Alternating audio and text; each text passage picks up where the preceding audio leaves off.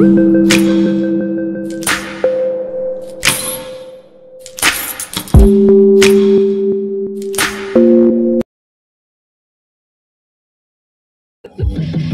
Z mengisi hampir sepertiga populasi manusia di Indonesia loh.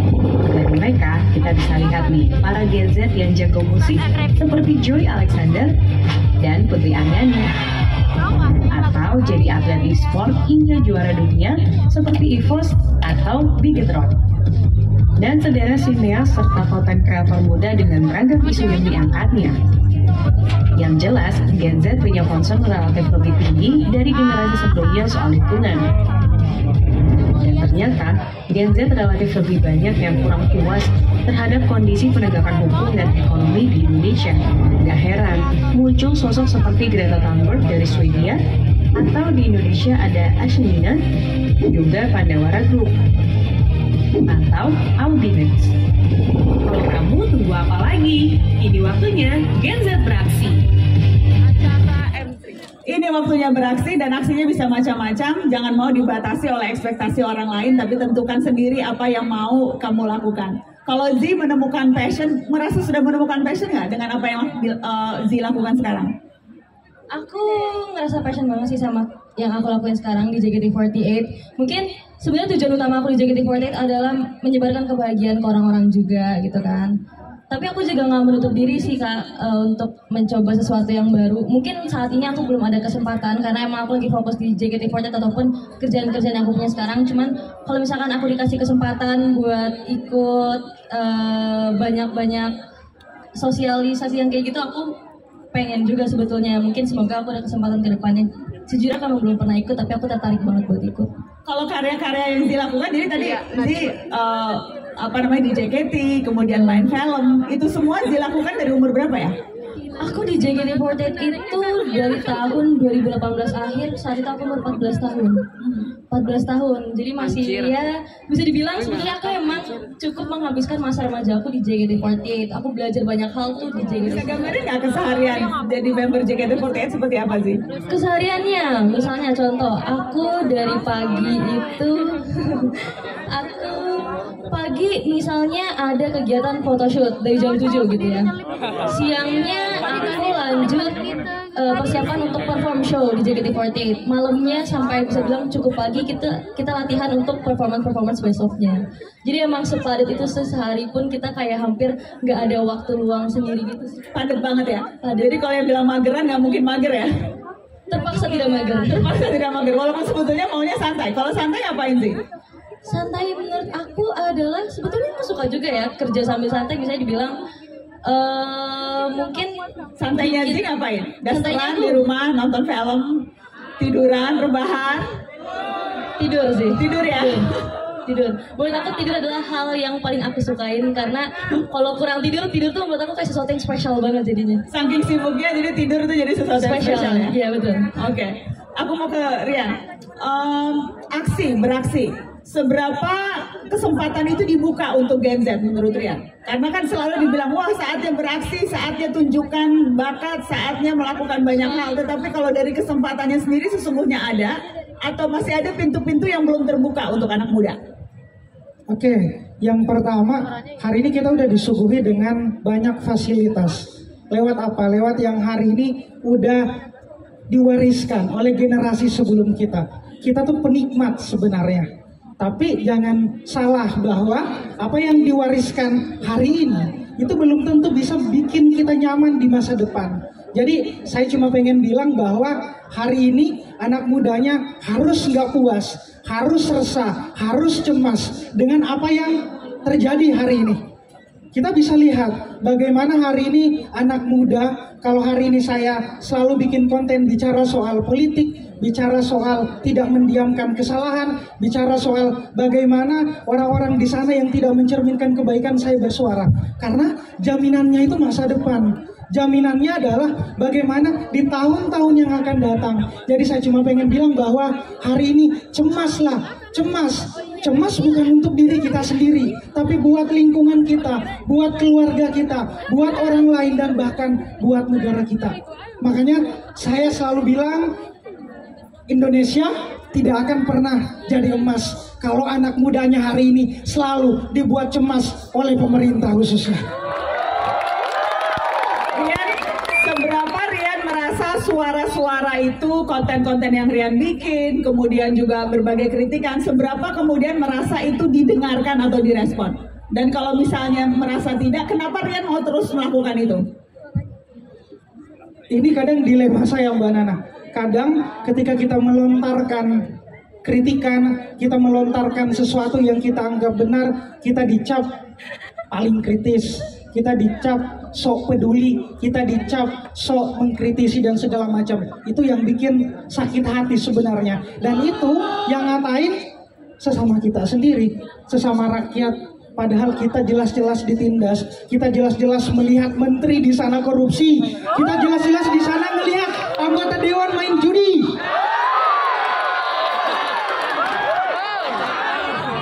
Tapi apakah kemudian suara kita itu didengarkan? Sampai hari ini suara-suara anak muda, mohon maaf, memang diabaikan kalau itu enggak kuat. Makanya teman-teman, jadilah kuat, jadilah besar, punyalah toa besar seperti yang Rian coba lakukan hari ini. Dari tulisan awalnya cuma nulis di kampus, dari yang awalnya turun ke jalan cuma teriak di depan gedung DPR tapi diabaikan, sampai hari ini suara Rian di TikTok itu tembus belasan juta, dinonton oleh banyak orang. Sampai hari ini suara yang awalnya Rian underestimate itu bisa sampai diundang ke menteri untuk diskusi. Itu kan sebenarnya tujuannya. Pada akhirnya kita cuma ingin didengarkan kok. Kita cuma ingin agar diperhatikan, bukan hanya dijadikan sebagai komoditas buat kepentingan mereka aja. Jadi saya cuma pengen bilang bahwa sebenarnya tujuan akhir bersuara itu bukan untuk berubah kebijakan, tapi setidaknya kita bisa membuka mata. Sekian. Oke, kasih tepuk tangan dong untuk Rian. Yang jelas kalau bicara aksi beragam, aksi menyuarakan keresahan, aksi untuk menyalurkan suara-suara yang terpinggirkan itu dilakukan, tapi juga aksi membangkitkan semangat, berkarya lewat film, berkarya lewat beragam medium, berkarya lewat apapun, itu yang kita sebut aksi. Saatnya aksi dalam pengertian yang lebih luas, dalam pengertian yang lebih beragam. Umay melihatnya seperti apa? Aksi yang paling mungkin dan yang Umay rasakan paling pas sekarang dilakukan oleh Umay pribadi. Mungkin kalau aku adalah bagaimana kita bisa bermanfaat untuk sekitar dulu sih, itu yang menurut aku saat ini paling penting gitu, karena aku belum kayak Rian yang bisa bersuara begitu jauh atau begitu lantangnya gitu, tapi saat ini aku tapi masih. Umay bersuara lewat karya, lewat film, Iya. bentuk medium-medium yang lain, beragam. Ini sengaja dipilih yang beragam karyanya untuk menunjukkan ada begitu banyak cara untuk bisa berkontribusi. Iya. Jadi mungkin itu sih kalau aku saat ini adalah bagaimana aksi aku bisa bermanfaat untuk orang-orang sekitarku. Aku bisa ngajak kerja orang-orang yang sudah dari dulu syuting sama aku gitu, kayak gitu sih. Jadi memang bagaimana aku bisa bermanfaat untuk sekitar aku, kayak gitu. Boleh cerita sedikit nggak soal sinema? Itu awal mulanya bagaimana kemudian Umay memulai itu? Mungkin kenapa akhirnya aku dan Prilly bikin sinemaku karena ada beberapa hal yang aku rasa kurang seret dengan apa yang sistem yang ada di industri saat itu, seperti jam kerja, pelecehan seksual, terus bullying dan lain-lain gitu. Jadi hal-hal kayak gitu yang aku usahakan dan upayakan untuk kami rapihkan di sinemaku gitu. Jadi sebenarnya karena ada banyak hal yang ada beberapa hal yang kita nggak suka, aku bilang sama Prilly, kenapa nggak kita bikin dan kita bikin sesuai yang kita pengen dan yang kita suka, kayak gitu sih. Jadi bukan hanya diem melihat yang nggak suka, tapi bikin sesuatu yang bisa. Bukan hanya diem atau gerendeng di sosmed, terus marah-marah di Twitter atau di Instagram, akhirnya ngebuat kita jadi kena masalah. Ya lebih baik bikin aja yang kita pengen. Bikin, dan kemudian sengaja dibikin mengangkat pilihan-pilihan isunya tuh isu-isu yang memang dekat dengan Gen Z ya, Mai? Iya, karena aku dan tim sinemaku selalu berusaha untuk tidak pretensius gitu, tidak membuat sesuatu yang jauh dari kita gitu. Apa keresahan terdekat yang kita alami ya, mungkin mental illness, terus bagaimana jika anak-anak seumuranku menghadapi sesuatu kehilangan yang sangat besar, atau mungkin ada yang di sini hubungan beda agama gitu, bagaimana kita mengatasinya gitu dari sudut pandang kita. Jadi kayak gitu sih. Zi, apa sih cara konkret orang kalau misalnya mau juga beraksi seperti Zi? Mungkin susah masuk JKT48, tapi yang punya bakat, yang punya keinginan, yang punya passion, kalau dulu Zi mengingat ketika pertama kali Zi masuk industri ini, apa yang waktu itu Zi punya, apa yang waktu itu Zi lakukan sehingga yang lain juga bisa mengikuti? Yang penting ada kemauannya sih Kak. Kalau misalkan nggak ada kemauannya kan berat juga gitu kan. Maksudnya karena aku yakin semuanya sebenarnya bisa gitu. Semuanya punya kesempatan. Mungkin belum nemu wadahnya aja dan belum nemu klubnya di mana gitu sih. Aku sendiri sebetulnya waktu aku masuk JKT48 itu aku belum bisa apa-apa. Bisa dibilang kayak aku tuh belajar nari, belajar public speaking, belajar manner dan semuanya tuh di JKT48 sendiri gitu kan. Mungkin yang lain bisa nemukan sesuatu yang mereka inginkan di tempat lain, nggak sama kayak aku gitu sih. Kesempatannya asal kalian ada kemauannya. Ada kemauan dan mau belajar ya? Harus mau belajar. Oke, aku mau ngajakin teman-teman untuk naik ke panggung beberapa, karena aku mau nantang. Aku mau nantang 3 orang untuk berani beraksi di atas panggung sini. Dan aku mau minta nanti teman-temanku ini, adik-adikku ini untuk yang jadi mentor sekaligus nanti yang menilai. Jadi siapa yang berani beraksi untuk nanti ala-ala dia berorasi kalau jadi presiden gitu ya. Jadi aku mau nantang siapa yang berani orasi kalau jadi presiden. Nanti Rian akan tunjukin. Aku mau nantang orang kedua untuk beradu acting. Nanti Umay sutradara yang akan nilai actingnya. Dan aku mau nantang yang ketiga untuk nyanyi. Nanti Zi akan juga jadi mentor dan akan nilai, gitu ya. Jadi aku minta 3 orang. Siapa Mbak? Kita dulu. Yang mau orasi kalau jadi presiden Genzi, siapa yang berani orasi di sini? Kamu? Oke, boleh. Ya silakan, ada yang aku tunjuk. Ya kamu sayang. Ya boleh naik ke sini. Oke. Yang Zi, nanti nyanyinya apa ya Zi? Yang seru Zi? Fortune Cookie kalian tahu nggak sih? Oke. Yang mau nyanyi Fortune Cookie angkat tangan. Hah? Itu dia, itu yang cewek ya. Yang pakai jilbab naik ke atas, sayang, jilbab hitam. Oke. Dan aku mau nantang yang mau beraksi, berakting. Tapi itu dia cowok ya Ji? Nanti jadi pacarnya. Oh iya. Iya. Iya, cowok, betul Yang cowok. jadi pram. Siapa yang mau jadi pram? Yang mau jadi pram? Mau baju kotak-kotak? Ayo naik ke atas dulu. Oke. Sini, saatnya beraksi. Ayo Adek.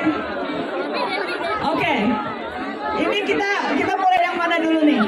Kita mulai yang orasi ya. Halo Adek. Belum nyala ya? Coba sini aku. Biasanya kalau aku cek udah. Satu dua. Oke, kamu di sini. Namanya siapa? Agak di sini aja di tengah. Halo, nama Agak di sini aja, jangan jauh-jauh. Agak di sini. Kamu kok malu-malu gitu sih deket aku? Namanya siapa, Adek? Assalamualaikum warahmatullahi wabarakatuh. Waalaikumsalam. Nama saya Radit Kolbi Hardono dari Pangkalan Bun, Kalimantan Tengah. Wih. Kamu lagi di Tangerang, lagi dari Kalimantan Tengah. Di sini lagi liburan atau lagi apa? Lagi nunggu kuliah, Mbak. Oh, nunggu kuliah. Iya. Mau masuk kuliah di Insya Allah Rusia. Rusia? Ya, Jauh banget. ya, Gimana ceritanya kok bisa ke Rusia? ya. Saya pengen ngambil jurusan hubungan internasional. Insya Allah pengen jadi diplomat. Oke, insya Allah. Jadi panggilannya tadi siapa? Radit. Panggilannya Radit. Oke. Ya. Jadi Radit, kita mau nantang Radit beraksi, orasi jika aku jadi presiden. Apa yang mau dilakukan? Durasinya berapa lama nih? Coba aku cek dulu teman-teman. Berapa lama durasinya? Ya kurang dari 1 menit lah. Oke. Ntar dulu, belum. Jadi itu ya, jika aku jadi presiden. Agak di depan dong. Mungkin programnya spesifik untuk Genzi atau program yang lain. Coba kamu mau mikir dulu, aku kasih waktu. Udah ada, karena Wih. saya emang cita-citanya pengen jadi presiden, insya Allah. Amin. Oke. Jika aku jadi presiden, nanti Rian yang akan kasih masukan ya. Silakan kasih tepuk tangan dulu dong untuk Radit. Ya, assalamualaikum semuanya, teman-teman. teman-teman semuanya, saudara sebangsa dan setanah air. Ya, jika aku jadi presiden, aku akan membantas seluruh korupsi di Indonesia. Gimana caranya? Gimana caranya?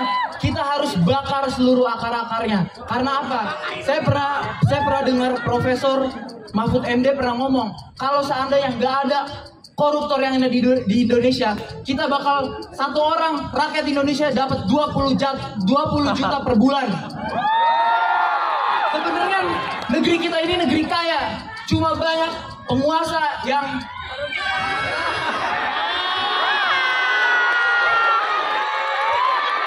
menggunakan kekuasaannya secara melenceng, dan harusnya kita bisa senang-senang di Bali dengan harga 20 juta itu. Dan semoga Gen Z peduli dengan itu semua. Kita bangun negeri ini, kita bangun negeri ini, kita bangun negeri ini. Kasih tepuk tangan dong buat Radit. Gimana Yan? Kasih komentar dong Rian. Dia lebih bagus sih dari saya kayaknya. Cuma bisa mulai dari TikTok juga biar suaranya lebih lantang terdengar. Oke, jadi memulainya menggunakan teknologi untuk menyebarkan suara seperti yang dilakukan Rian. Kamu punya TikTok nggak? Gak punya. Nggak punya? Gak punya. Punya Instagram? Punya. Punya Instagram? Punya X juga atau Twitter? Enggak ya? Jadi Instagram isinya apa? Coba Instagram kamu apa? Coba aku follow. Apa Instagramnya?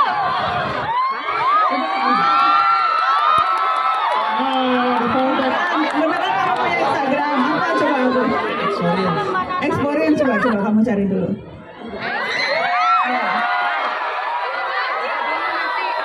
Soalnya kakak penasaran isi Instagramnya apa?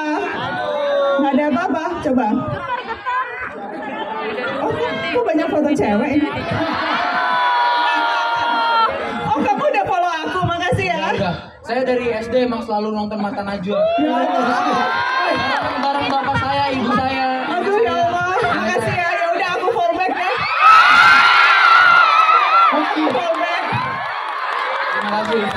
Oke. Salam buat Abi Quraisy. Saya suka banget. Sampaikan. Tapi jadi berarti nanti konten kamu diisi itu ya suara-suara kritikan ya. Insya Allah ya. Harus terus bersuara untuk masa depan. Ya, doain juga saya bisa menuntut ilmu di Rusia dan pulang membawa banyak ilmu untuk negeri kita semua. Amin.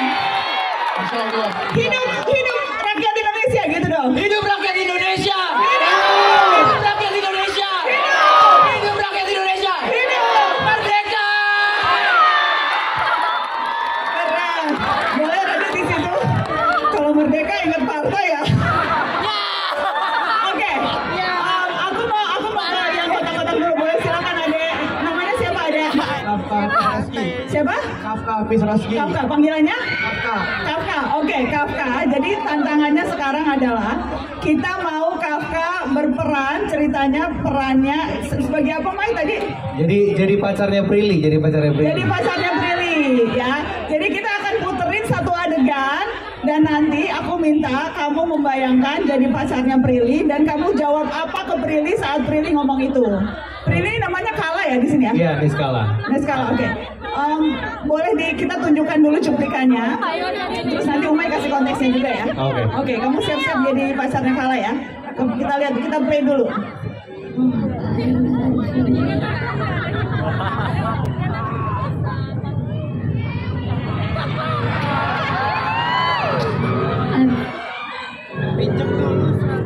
Berantakan. Satu hal yang harus lo ingat ya Bramnya, jangan pernah lo berpikir kalau lo ada di sini karena lo kasihan sama gua. Oke, Mai, jadi ceritain dong, jadi ceritanya gimana tuh si Kala? Jadi ceritanya Kala ini under substance karena dia minum obat penenangnya. Terus dia ditemenin sama Pram. Nah, banyak mungkin dari cewek-cewek atau cowok-cowok ini yang nemenin pasangannya cuma karena kasihan doang, karena dia mengalami hal-hal yang berat di hidupnya. Nah, terus nanti Kafka mau jawab apa ketika Prilly ngomong kayak gitu. Oke, jadi tadi kalimatnya gimana, Mai? Lo jangan di sini karena lo cuma kasihan sama gue doang. Oke, kamu di sini. Siapa yang mau jadi Prilly? Aku masih. Apa sih aja?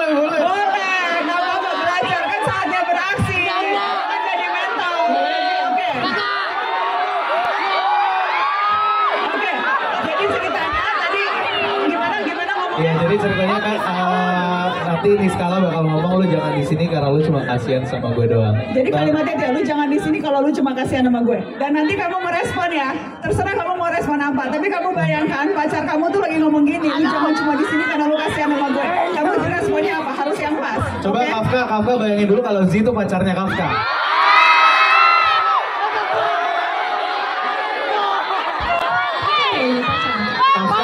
Lo hati-hati tuh ngadepin ntar pulangnya tuh ya.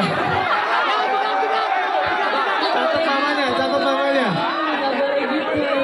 Balik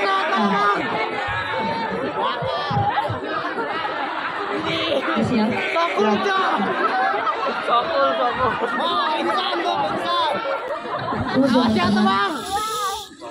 Ada di sini kalau lu cuma ngerasa kasihan sama gue. Gua di sini bukan karena kasihan sama lu. Karena gua ada setia sama lu.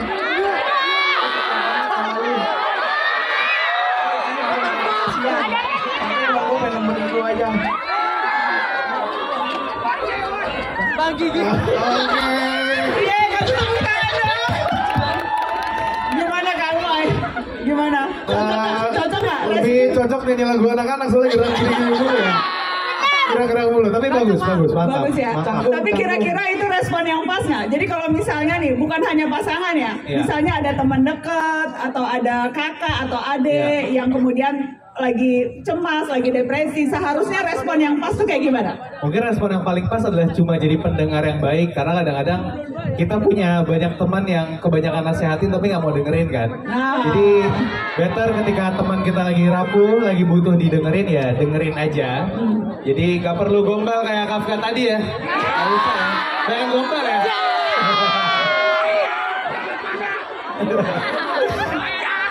Nggak apa-apa, ini kan lagi belajar, keren-keren. Jadi yang penting, ya soalnya terkadang orang kalau lagi curhat malah yang dicurhati curhat balik ya. Iya, atau adu mending. Iya. Lo mah mending kalau gue adu nasib. Gitu ya sih, jadi adu nasib lagi curhat malah ternyata di ini. Iya, ngerasa tersakiti juga gimana? Gitu. Oke, kasih tepuk tangan dong. Terima kasih Ade. Terima kasih udah berani loh, hebat. Oke, sekarang tantangan berikutnya. Tantangannya nyanyi atau apa nih sih enaknya sih? Nyanyi nggak lagunya tapi? Lagu Fortune Cookie, jadi Fortune. Ada liriknya juga. Orangnya aja boleh TikTok. Iya, apa nggak tapi? Nggak hafal dari awal. Nggak hafal. Ada liriknya. Oke, kamu mau ditemenin nggak? Mau ditemenin yang apa? Boleh. Siapa yang hafal? Vivi. Boleh dong, Jo, naik ke atas dong. Yang apa? Yes. Ini. Boleh naik ya. Yang apa liriknya? Aku mau cewek-cewek, kan udah 2 cowok, jadi harus ada 2 cewek supaya ini dong kasih kesempatan buat perempuan-perempuan. Oke. Jadi nanti ada liriknya kok, jadi tinggal baca. Terus nanti juga Zee bisa cerita ya. Dia tahu kalau dia ungkapin perasaannya, dia tahu jawabannya pasti nggak sesuai yang dia pengenin. Karena di sini di liriknya bahkan ada kayak karena hanya gadis cantik saja yang punya, ya namanya biasa itu namanya beauty apa tuh? Ya itu kan kayak jadinya lebih ke dia insecure gitu sih, dia suka sama seseorang. Oke, kita lihat dulu cuplikannya. Jadi kita lihat dulu, baru kemudian nanti diikutin gitu ya. Oke, kita lihat dulu cuplikannya.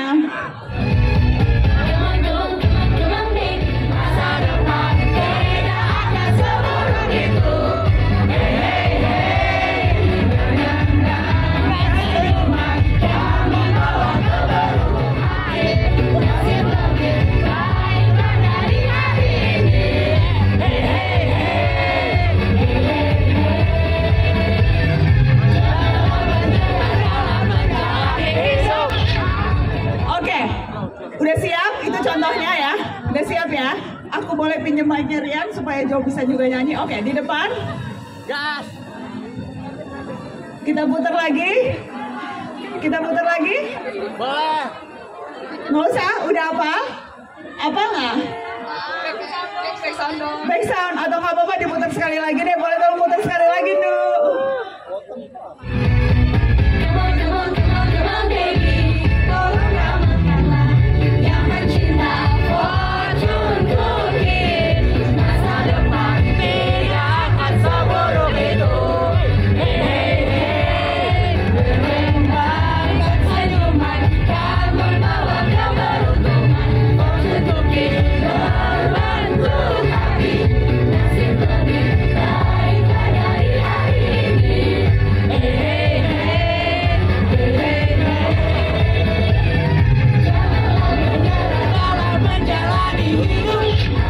Yes, kasih tepuk tangan dong. Bisa jadi member baru nggak sih? Boleh, mau daftar. Ada lagi open audition generasi 12. Oh gitu, keren. Terima kasih adik-adik, boleh di sini. Tadi bagus banget loh liriknya, janganlah menyerah dalam menghadapi hidup. Ya, menjalani hidup. Karena kita kedepannya masih ada hal yang cerah. Jadi jangan terlalu merasa, kita gini aja. Padahal kedepannya kita nggak tahu, mungkin ada hal-hal yang lebih baik yang bisa kita raih. Insya Allah. Oke, adik-adik, boleh saya minta ke depan, Rian, Zi, dan juga Umay. Ini udah akhir dari perbincangan. Cuma, aku mau kita menutup sama-sama, melakukan sesuatu sama-sama. Oke.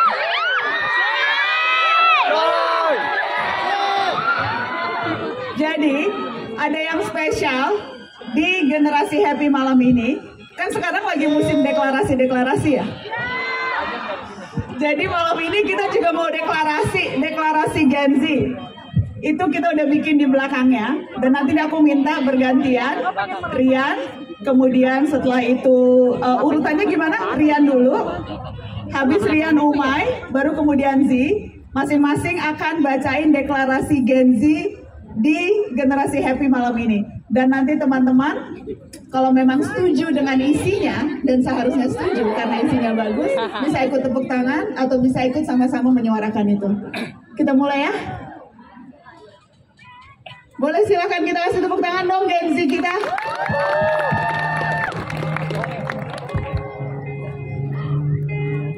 Deklarasi Gen Z, generasi happy. Jadi generasi ekstra nyali, gak ciut ketiban pressure, gak bungkam disuruh diam, overthinking sesekali, tapi siap bila saatnya aksi. Asik gak? Asik. Boleh Umay? Jadi generasi beribu mau, gak malu coba hal baru, gak ngeri sama inovasi. Kita si paling pencipta. Apa aja bisa jadi karya. Oke? Oke.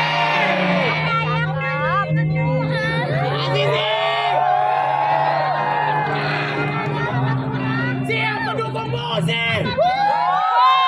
Jadi generasi yang bagai pesawat kertas. Berani terbang bawa impian, berani terjang masa depan. Tebal badai bisa dilalui. Tetap percaya kata hati. Setuju nggak generasi happy? Kasih tepuk tangan dong untuk semua teman-teman generasi Z, generasi happy malam ini. Dan sekali lagi adik-adik, saya nggak bohong dan saya nggak basa-basi ketika bilang masa depan negeri ini punya kalian. Tapi jangan jadikan itu beban, jadikan itu kesempatan, bahkan kebebasan. Bebas berkreasi, bebas berpikir, bebas berkarya, bebas menentukan mau jadi apa negeri dan dunia ini kalian ke depan. Tidak apa-apa cemas, wajar cemas, tapi kelola rasa cemas itu. Ya, cemas pada diri, cemas pada planet, cemas pada bumi. Tapi kalian jauh lebih tangguh dibandingkan apa yang orang-orang katakan tentang generasi Z. Jauh lebih tangguh, jauh lebih hebat, jauh lebih bisa menciptakan kesempatan-kesempatan. Dan semuanya dimulai kalau kita beraksi. Terima kasih sudah menyaksikan Mata Najwa malam ini. Assalamualaikum warahmatullahi wabarakatuh. Kasih tepuk tangan dong untuk semua teman-teman saya.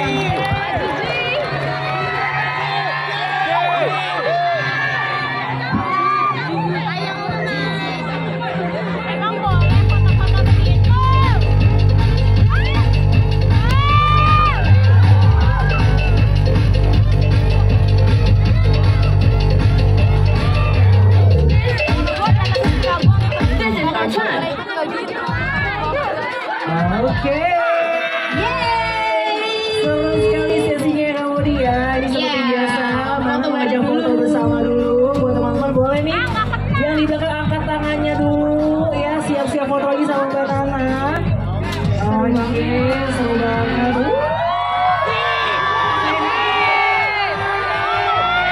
Teriakannya mana lagi nih? Seru banget. Thank you. Terima kasih banyak. Terima kasih banyak Mbak Nana. Yes. Kasih. Dan Kak Umay juga ya. Juga. Thank